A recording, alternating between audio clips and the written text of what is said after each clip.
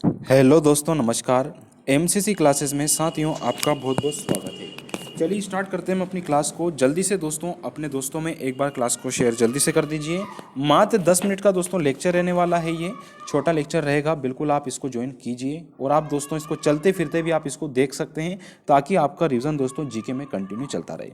दूसरी बात दोस्तों, यदि आप एमपी कांस्टेबल की तैयारी कर रहे हैं और वर्दी आप देखना चाह रहे हैं, बिल्कुल आपको दिख रही होगी, जिससे आपका कॉन्फिडेंस यहाँ पर बढ़ रहा है।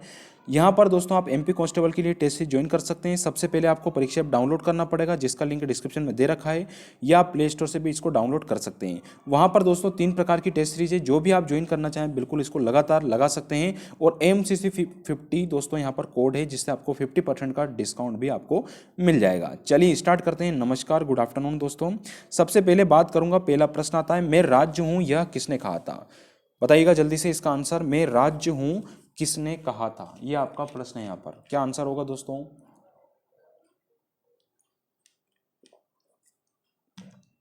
चलिए समय समाप्त हुआ। तो मैं राज्य हूँ यह किसने कहा था? तो मैं राज्य हूँ दोस्तों ये कहा था लुई 14वां ने। किसने कहा था? लुई 14वें ने कहा था। आपको याद रखना है मैं राज्य हूँ। आपका यहाँ पर दोस्तों ए ऑप्शन बिल्कुल करेक्ट आंसर हो जाएगा।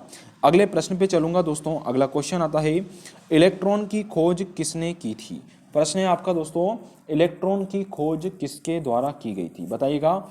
Michael Faraday, Rutherford, J Thomson या जेम्स चैडविक। तो बताइए किसके द्वारा दोस्तों इलेक्ट्रॉन की खोज की गई थी? तो हमने पढ़ा था ईंट, है ना, ईंट से याद रखना। ईंट से याद रखना दोस्तों, इलेक्ट्रॉन की खोज दोस्तों जे थॉमसन के द्वारा की गई थी। इलेक्ट्रॉन की खोज किसने की थी? तो इलेक्ट्रॉन की खोज दोस्तों जे थॉमसन के द्वारा की गई थी। सी ऑप्शन आपका राइट आंसर हो जाएगा। तो इलेक्ट्रॉन की खोज किसने की? तो जे थॉमसन ने दोस्तों इलेक्ट्रॉन की खोज की थी। अगला प्रश्न है, बिहार का गांधी किसे कहा जाता है? बताइए दोस्तों, बिहार का गांधी किसे कहते हैं? श्री कृष्ण सिंह को, जगजीवन राम, अनुग्रह नारायण सिंह या डॉक्टर राजेंद्र प्रसाद? तो किसको कहेंगे दोस्तों बिहार का गांधी? तो बिहार का गांधी जो कहा जाता है दोस्तों, ये कहते हैं डॉक्टर राजेंद्र प्रसाद को। याद रखना, डॉक्टर राजेंद्र प्रसाद को दोस्तों बिहार का गांधी कहा जाता है। इंपॉर्टेंट प्रश्न है दोस्तों आपके लिए, ध्यान रखना कि बिहार का गांधी किसे कहते हैं? डॉक्टर राजेंद्र प्रसाद को कहते हैं, जो कि भारत के प्रथम राष्ट्रपति रहे दोस्तों। दूसरा दोस्तों, वीडियो अच्छा लग रहा तो प्लीज साथियों शेयर जरूर करिए। अगला क्वेश्चन है, विटामिन ई का रासायनिक नाम क्या होगा? तो विटामिन ई का जो रासायनिक नाम है दोस्तों वो क्या होगा? तो विटामिन ए का रासायनिक नाम दोस्तों टोकोफेरोल हो जाएगा। क्या हो जाएगा? विटामिन ई का रासायनिक नाम दोस्तों टोकोफेरोल हो जाएगा। आपका दोस्तों ए ऑप्शन यहाँ पर करेक्ट आंसर है। तो ध्यान रखना, विटामिन ए का रासायनिक नाम क्या होगा? टोकोफेरोल हो जाएगा। अगला क्वेश्चन है, हाँ बिल्कुल मैंने पढ़ाया था आपको, थारा नी पे पाबा सा आप याद रख सकते हैं, ठीक है। चलिए, या अगला प्रश्न है हमारा, किस देश में पहली बार साम्यवादी सरकार की स्थापना की गई? बताइए जल्दी से, किस देश में पहली बार साम्यवादी सरकार की स्थापना की गई थी? चीन, रूस, भारत या यूएसए? तो किस देश में पहली बार साम्यवादी सरकार की स्थापना की गई थी? तो दोस्तों यह की गई थी रूस में। तो किस देश में पहली बार साम्यवादी सरकार की स्थापना की गई? साम्यवादी सरकार की स्थापना दोस्तों रूस में की गई थी। सी आपका करेक्ट आंसर हो जाएगा। अगला प्रश्न है, आधुनिक भारत की मीरा किसे कहते हैं? बताइएगा, वेरी इंपॉर्टेंट प्रश्न है। आधुनिक भारत की मीरा दोस्तों किसे कहा जाता है? तो बताइएगा इसका आंसर क्या होगा? आधुनिक भारत की मीरा। तो मेरे प्यारे दोस्तों, आधुनिक भारत की मीरा जो कहा जाता है ये कहते हैं महादेवी वर्मा को। तो आधुनिक भारत की मीरा किसे कहेंगे? आधुनिक भारत की मीरा दोस्तों महादेवी वर्मा को कहते हैं। आपका दोस्तों ए ऑप्शन यहाँ पर बिल्कुल यथावत रूप से राइट आंसर हो जाएगा। ध्यान रखना दोस्तों, आधुनिक भारत की मीरा महादेवी वर्मा को कहा जाता है। अगला प्रश्न है, रक्त का शुद्धिकरण कौन करता है? बताइए जल्दी से, रक्त का शुद्धिकरण कौन करता है? तो मेरे प्यारे दोस्तों, रक्त का जो शुद्धिकरण करता है यह कौन करता है? जल्दी से आंसर दीजिएगा। चलिए बिल्कुल, नमस्कार भैया, गुड आफ्टरनून मेरे प्यारे सभी साथियों को। तो रक्त का शुद्धिकरण दोस्तों किडनी के द्वारा होता है, किसके द्वारा? तो रक्त का शुद्धिकरण किसके द्वारा होता है? तो रक्त का शुद्धिकरण दोस्तों किडनी के द्वारा होता है। बी आपका दोस्तों ऑप्शन यहाँ पर राइट आंसर हो जाएगा। ठीक है, तो याद रखिएगा, रक्त का शुद्धिकरण दोस्तों किडनी के द्वारा होता है। अगला प्रश्न है, ओंग जनजाति कहाँ पर निवास करती है? बताइए जल्दी से दोस्तों, ये जनजातियों संबंधित प्रश्न आते हैं, तो ओंग जनजाति कहाँ पर निवास करती है, ये आपका प्रश्न है। दोस्तों सारे केंद्र शासित प्रदेश और जितने भी राज्य हैं, याद रखिएगा कौन से कहाँ पर है और इनकी राजधानी क्या है, और यहाँ पर कौन से जनजाति या कौन से नृत्य होते हैं। तो ओंग जनजाति जो स्थित है दोस्तों, ये हमारी अंडमान द्वीप पर है। अंडमान निकोबार आप जानते होंगे केंद्र शासित प्रदेश है दोस्तों, तो ओंग जनजाति कहाँ हो जाएगी? हमारी अंडमान द्वीप पे हो जाएगी, है ना। ये भारत का नक्शा और यहाँ पर अंडमान निकोबार आपको मिल जाएगा। नेक्स्ट क्वेश्चन आता है कि प्रोटॉन की खोज किसने की थी? बताइएगा जल्दी से, प्रोटॉन की जो खोज है दोस्तों, यह किसके द्वारा की गई थी? बताइए, Goldstein, James Chadwick, John Dalton या मैडम क्यूरी। तो दोस्तों प्रोटॉन की जो खोज की गई थी, यह किसके द्वारा की थी? तो दोस्तों गोल्डस्टीन के द्वारा प्रोटॉन की खोज की गई थी। याद रखना, प्रोटॉन की खोज किसने करी? तो प्रोटॉन की खोज दोस्तों गोल्डस्टीन के द्वारा की गई थी। ए ऑप्शन आपका यहाँ पर राइट आंसर हो जाएगा। तो प्रोटॉन की खोज किसने करी? तो प्रोटॉन की खोज दोस्तों ये की गई थी गोल्डस्टीन के द्वारा। नेक्स्ट क्वेश्चन आता है हमारा, कारगिल विजय दिवस किस तिथि को मनाया जाता है? कारगिल विजय दिवस किस तिथि को मनाया जाता है, ये आपको बताना है। 15 मार्च, 26 जुलाई, 5 मई या 23 जून। तो साथियों कारगिल विजय दिवस जो मनाया जाता है, यह कब मनाते हैं? तो कारगिल विजय दिवस दोस्तों हम मनाते हैं 26 जुलाई को। ध्यान रखिएगा, कारगिल विजय दिवस कब मनाते हैं?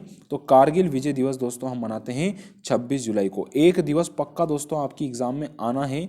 अब कौन सा आना है वो तो नहीं बता सकते, लेकिन आप सारे के सारे आपको याद करना पड़ेगा साथियों। ठीक है, चलिए बढ़ जाएं आगे। अगला क्वेश्चन आता है, मोहम्मद अली जिन्ना का निवास स्थान कहाँ पर था?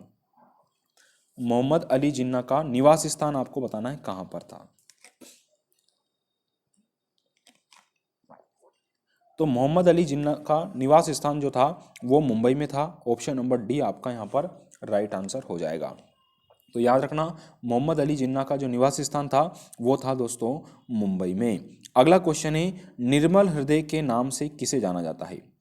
निर्मल हृदय के नाम से किसे जानते हैं? लाल बहादुर शास्त्री, मदर टेरेसा, महात्मा गांधी या सरोजनी नायडू।